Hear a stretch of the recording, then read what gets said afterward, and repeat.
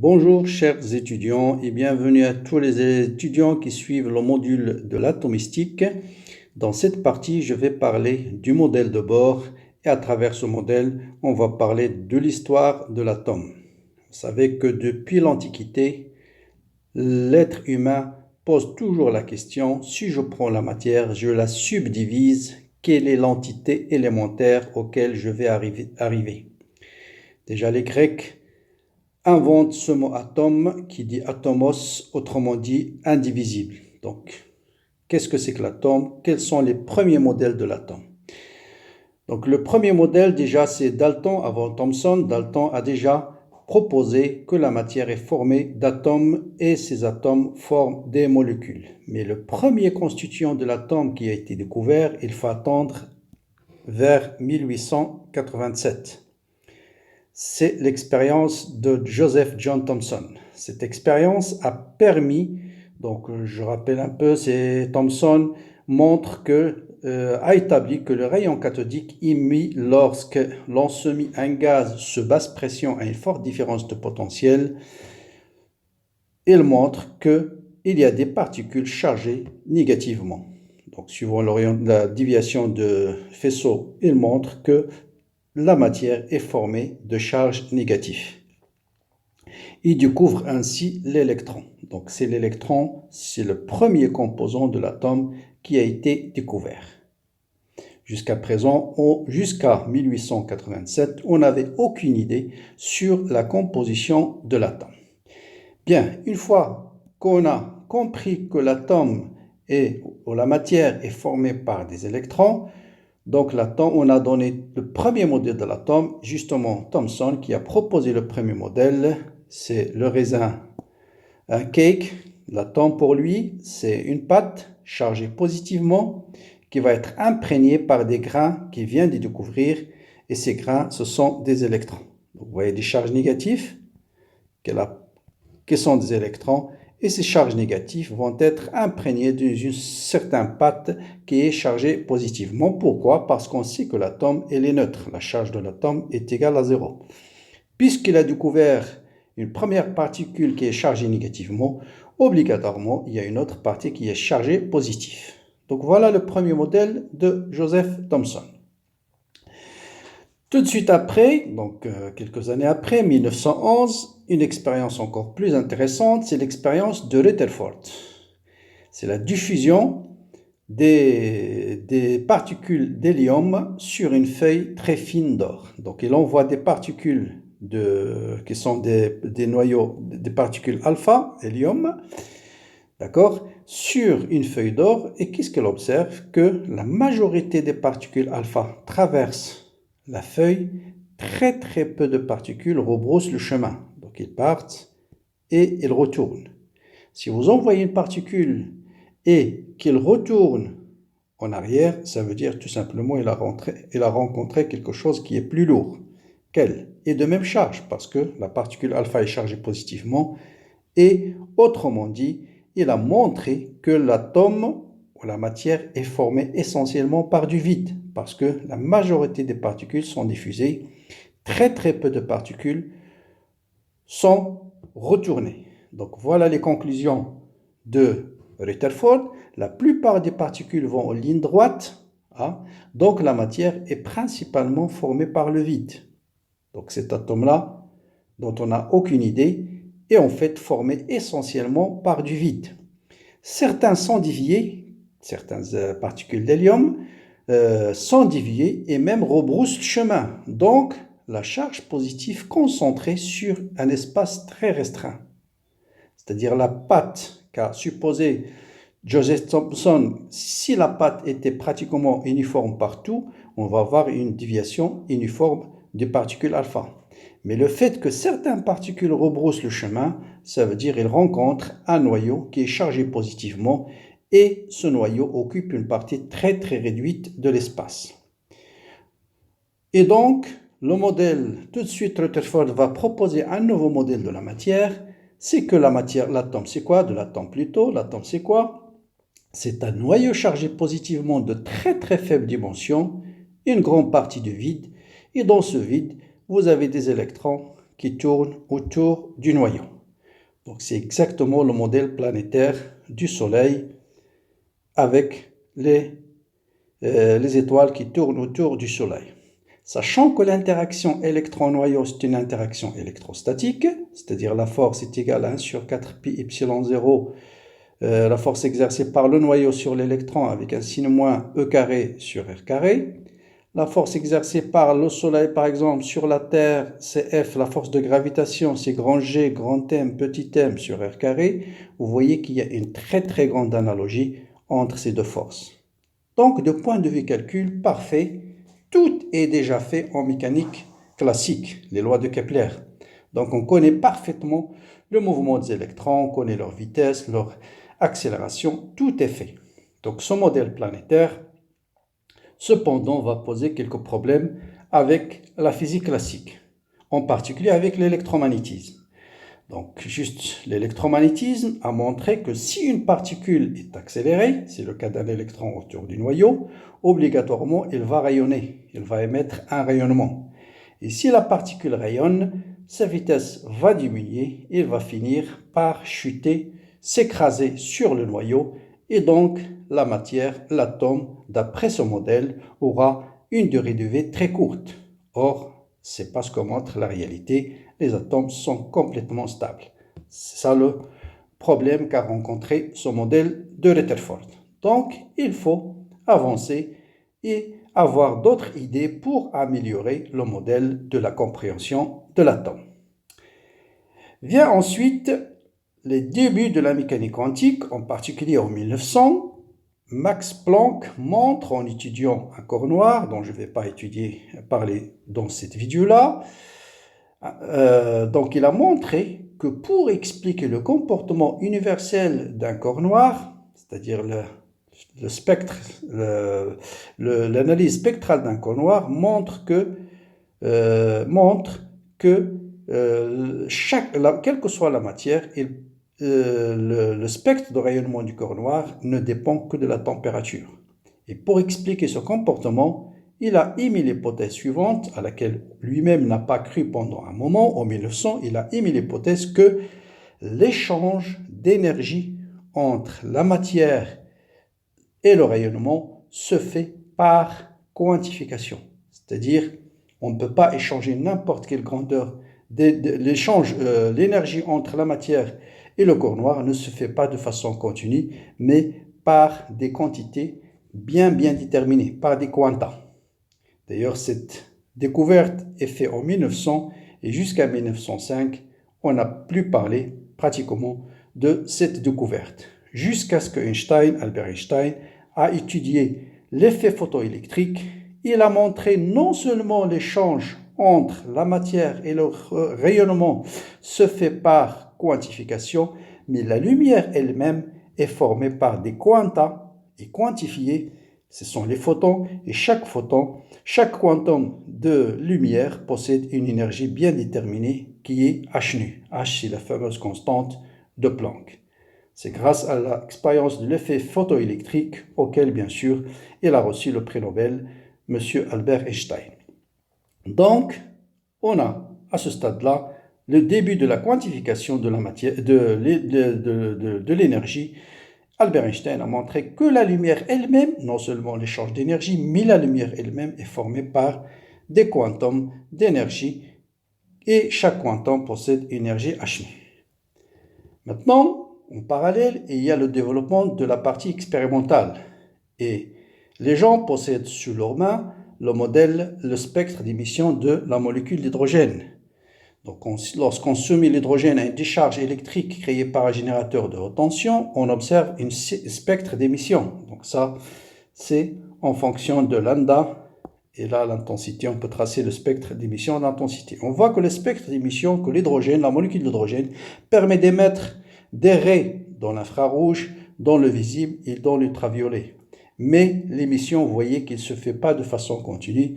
Elle émet à cette longueur d'onde, mais pas à cette longueur d'onde, juste émet à cette longueur d'onde, à celle-là, et ainsi de suite. Donc vous avez un spectre très bien déterminé qu'il faut bien expliquer et quand, bien sûr, la mécanique classique est incapable d'expliquer un spectre de rayonnement discret. et quantifié.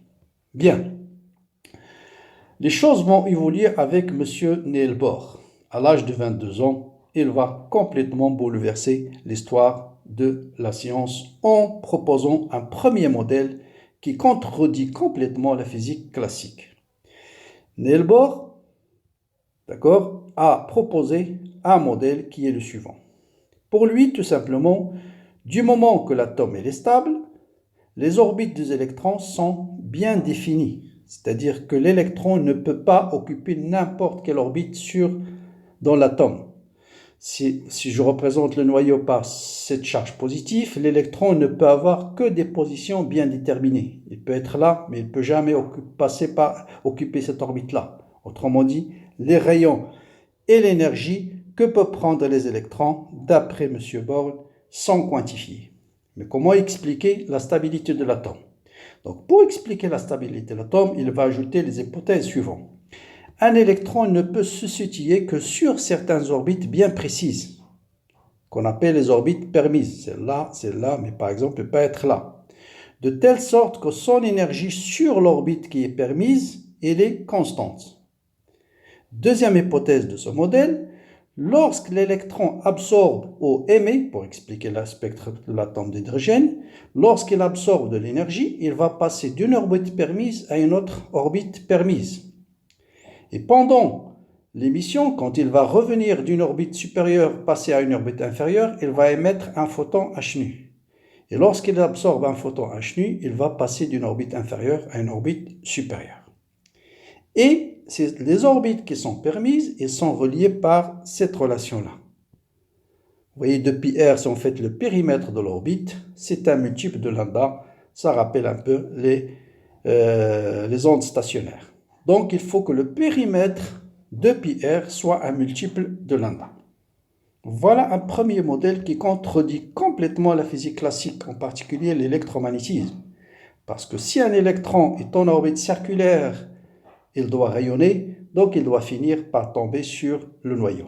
Or, pour M. Bohr, pour certains, pour arriver à expliquer le spectre d'hydrogène, il va émettre l'hypothèse suivante. Seules certaines orbites sont permises et dans le cas où l'orbite est permise, la longueur d'onde doit vérifier la relation de πr égale n lambda. Et donc, est-ce qu'à partir de ces hypothèses-là, on pourra expliquer le spectre expérimental de la molécule d'hydrogène? Voyons donc, on va se baser sur cette relation-là et essayer de déterminer quels sont les rayons permis, quelle est l'énergie sur chaque orbite permise et est-ce qu'on peut, à partir de ces énergies-là, expliquer le spectre d'émission de la molécule d'hydrogène.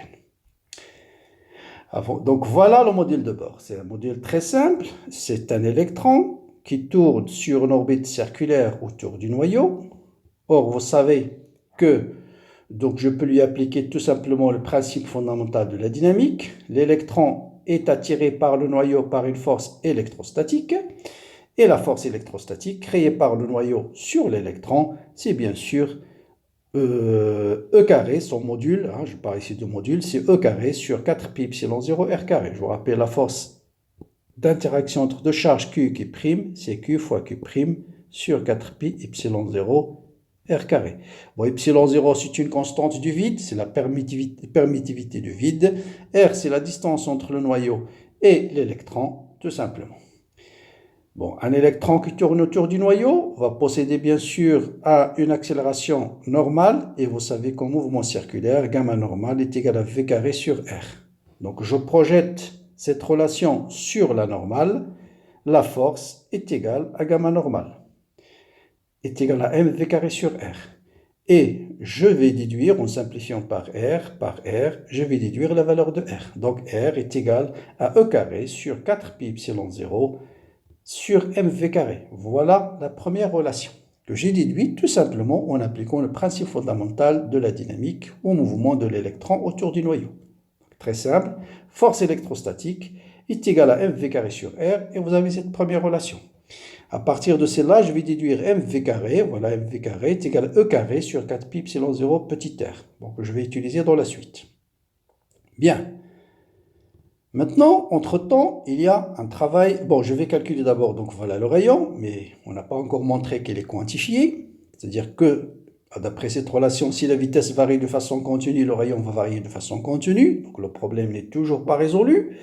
Je vais calculer l'énergie totale de cet atome-là, d'un électron avec le noyau. C'est une énergie cinétique plus l'énergie potentielle. Donc l'énergie totale de l'électron, son énergie potentielle, je vous rappelle que l'énergie potentielle d'une charge, c'est la charge fois le potentiel au point où se trouve la charge. Ce potentiel, c'est le potentiel créé par le noyau. Et je vous rappelle que le potentiel créé par une charge Q à une distance R, c'est Q sur 4pi epsilon 0 R. Donc le potentiel créé par le noyau à une distance R, ça sera E sur 4pi epsilon 0 R. Multiplié par la charge de l'électron, ça va donner l'énergie potentielle de l'électron. Son énergie cinétique, c'est 1 demi mv carré. C'est 1 demi m fois v au carré. Bon, v, je viens de le déterminer dans la question mv carré, tout simplement. Voilà mv carré, c'est pourquoi je l'ai calculé ici. Donc je remplace mv carré par sa valeur et je trouve cette énergie. Donc vous voyez bien que l'énergie totale, donc c'est moins E carré, ici E carré sur 8, 1 moins 1 quart plus 1 huitième, ça vous donne moins 1 huitième. Donc voilà l'énergie totale. Donc c'est une énergie négative, c'est normal, parce que c'est une énergie d'interaction attractive entre l'électron et le noyau. Là aussi, on n'a pas encore montré que l'énergie totale, elle est quantifiée. Donc il manque encore un petit chouïa. Ce petit chouïa va être donné par un autre génie de l'époque, c'est Louis de Broglie. Louis de Broglie, et je vous rappelle, ce sont des jeunes. Louis de Broglie, c'est parmi les rares physiciens qui ont reçu le prix Nobel par leur travail de thèse. Il est encore dans sa thèse. Par le travail qu'il a fait dans sa thèse de doctorat, il a reçu le prix Nobel. Donc l'idée de Louis de Broglie, c'est quoi? Si Einstein a montré que la lumière est formée par des photons et chaque photon a une énergie h nu, la lumière qui, on sait depuis les travaux de Young que c'est une onde, et à chaque onde on peut associer un photon d'énergie h nu, c'est-à-dire on peut caractériser une onde par des quantas d'énergie h nu, alors pourquoi pas, tout simplement, chaque particule, qui est un quantum, chaque particule ne peut pas être représentée par une onde. Donc pour lui, il a émis l'hypothèse que l'inverse est vrai. Toute particule de quantité de mouvement m fois v possède une longueur d'onde lambda qui est donnée par cette fameuse relation. Donc lambda est égal à h sur p. Donc on peut écrire aussi lambda est égal à h sur la quantité de mouvement.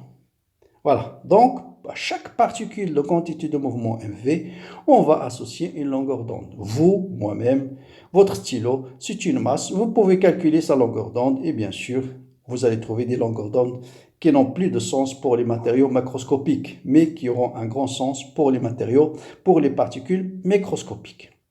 Donc voilà, avec cette relation supplémentaire, avec ce modèle de Bohr, on va voir que l'énigme de l'explication de l'atome d'hydrogène va être résolue. Et bien voilà l'hypothèse, le modèle de Bohr qui a dit que tout simplement 2πr est égal à n lambda, je rappelle périmètre multiple de longueur d'onde lambda. Louis de Broglie a montré que chaque particule de quantité de mouvement mv est aussi une onde de longueur d'onde lambda est égal à h sur mv. En réunion ces deux relations, 2πr est égal, je remplace lambda par sa valeur, c'est n h sur mv. Donc, soit v est égal à n h sur 2pi m fois r. Je reviens à la relation numéro 1 que je rappelle ici. Je remplace v par sa valeur, tout simplement. Petit calcul simple, et vous allez montrer que R, indice N, bon c'est juste indice N, c'est R en fait, ce R c'est celui-là, on a ajouté un indice N tout simplement, ou bien vous pouvez laisser juste R, c'est N carré fois uniquement des constantes. Tout ça c'est des constantes universelles. Epsilon 0 c'est une constante, H c'est la constante de Planck, Pi c'est 3,14, M c'est la masse de l'électron, E c'est la charge de l'électron. Et vous voyez que le rayon et ne peut prendre que des valeurs bien déterminées. N, bien sûr, je vous rappelle, c'est un entier non nul. C'est un entier naturel. Donc, si N est égal à 1, le rayon est égal à cette grandeur-là. Et si vous faites l'application numérique, vous allez trouver 0,53 angstrom. Un angstrom, c'est 10 à la puissance moins 10 mètres. Pour n égale à 2, vous allez trouver 4 fois 0,53. Pour n égale à 3, ça sera 3 au carré, 9 fois 0,53. Et grâce à ce modèle-là, il a montré que seules certaines orbites sont permises. Et seules les orbites qui vérifient R est égal à n carré fois cette constante sont possibles pour l'électron dans l'atome d'hydrogène. Bien, et l'énergie totale, bien sûr, il suffit de remplacer petit r par sa valeur, cette expression-là, et on retrouve que R, là aussi, voilà Rn, vous remplacez R par sa valeur, ici c'est R indice N, par sa valeur, et vous allez trouver que l'énergie, là aussi un calcul très simple, que l'énergie est aussi une constante. Tout ça c'est une constante. M c'est la masse de l'électron, O c'est la charge de l'électron, H c'est la constante de Planck. Donc si vous faites l'application numérique, vous la trouvez en joule, vous transformez le joule en électron-volt, vous allez trouver 13,6 électron-volt, cette quantité-là. Donc l'énergie c'est moins 13,6 sur n au carré électron-volt. Voilà, deuxième énigme résolue. L'énergie que possède l'électron dans l'atome d'hydrogène, elle est quantifiée. L'électron ne peut avoir que certaines valeurs d'énergie. Il peut avoir moins 13,6, ou bien moins 13,6 sur 4, ou bien moins 13,6 sur 9, et pas jamais il peut prendre une énergie entre moins 13,6 et moins 13,6 sur 4. Donc seules certaines orbites sont permises, R1, R2, R3, et dans R1, l'électron possède une certaine énergie E1, et s'il possède une certaine énergie E2, et ainsi de suite. Donc, voilà, je représente l'énergie de l'électron dans l'atome d'hydrogène. Il possède, pour n égale à 1, il possède une énergie E1, qui est moins 13,6. n égale à 2, il possède moins 13,6 sur 4. n égale à 3, moins 13,6 sur 9. n égale à 5, à 4, moins 13,6 sur 16. Si n tend vers l'infini, voyez bien sûr, si n tend vers l'infini, ce terme, n tend vers l'infini, E de l'infini, c'est 0. En fait, si n tend vers l'infini, ça veut dire tout simplement l'électron est éjecté de l'atome d'hydrogène, ça veut dire c'est ce qu'on appelle l'énergie d'ionisation. Donc l'énergie d'ionisation, c'est cette valeur-là qui est 13,6 électron-volts. Bien, donc je crois qu'avec ça, le problème a l'air être résolu à 100%. Donc, les transitions entre les niveaux se fait. Comment se fait en fait? Si vous avez un électron sur ce niveau, comment il va passer d'un niveau à un autre? Par absorption d'une énergie h nu. Si vous lui donnez une énergie qui est exactement la différence entre ces deux niveaux, l'électron peut passer de ce niveau-là à ce niveau-là, par absorption d'énergie. Maintenant, l'atome peut émettre un photon. Comment se fait l'émission? Si l'électron passe d'un niveau supérieur vers un niveau inférieur, il va émettre exactement h nu, qui est la différence d'énergie entre ce niveau et ce niveau-là. Et on voit donc que le spectre de l'atome d'hydrogène va exactement être quantifié. Voilà, l'émission ne peut se faire qu'entre ce niveau et celui-là, entre celui-là et celui-là, entre celui-là et celui-là, ou bien celui-là et celui-là. Donc vous voyez que seuls certains raies sont permises, et ces raies qui sont permises collent parfaitement avec le spectre expérimental de l'atome d'hydrogène. Donc c'est un triomphe, vraiment triomphe du modèle de Bohr. Donc c'est le premier modèle qui contredit toutes les lois de la physique classique et qui explique parfaitement le comportement, le spectre d'émission de l'atome d'hydrogène. Donc ses conséquences, c'est que l'énergie que peut absorber, l'énergie que peut occuper un électron dans l'atome d'hydrogène, elle est quantifiée, et que les orbites que peut occuper l'électron sont également quantifiées. Si on va étendre son modèle aux hydrogénoïdes, qu'est-ce qu'on appelle un hydrogénoïde? Tout simplement, ce sont les atomes dont le noyau formé par Z électrons et qu'ils possèdent un seul électron périphérique. D'accord? Donc rien ne va changer. Vous voyez que juste l'énergie d'interaction entre l'électron et le noyau qui est chargé cette fois-ci par Z fois E. Z, bien sûr, c'est le numéro atomique. Ça sera Z fois E. Donc il y a un facteur Z qui va s'ajouter, ni plus ni moins. Donc vous allez voir Rn, vous allez voir Rn est égal donc j'appelle RH sur Z, donc c'est une constante, une constante tout ça, une constante fois n au carré sur Z, hein, d'accord? Et En c'est moins 13,6 sur moins 13,6 Z carré sur N. Donc l'énergie va être multipliée par Z carré et le rayon N va être divisé par Z. Bien. Maintenant, revenons à ce modèle. Donc, si je prends ce modèle et je calcule la différence d'énergie entre le niveau 2 et le niveau 1, je vais obtenir une certaine énergie H nu 1. Je calcule la différence entre ce niveau et celui-là, je trouve H nu 2. Entre celui-là et celui-là, je trouve H nu 3. Entre celui-là et celui-là, je trouve H nu 4. Donc 4 raies. Et ces 4 raies, la valeur de ces énergies sont exactement égales. Bon, j'ai pas mis sont exactement égales au spectre. Voilà, voilà ces 4 raies-là, c'est ce qu'on appelle la raie de Lyman.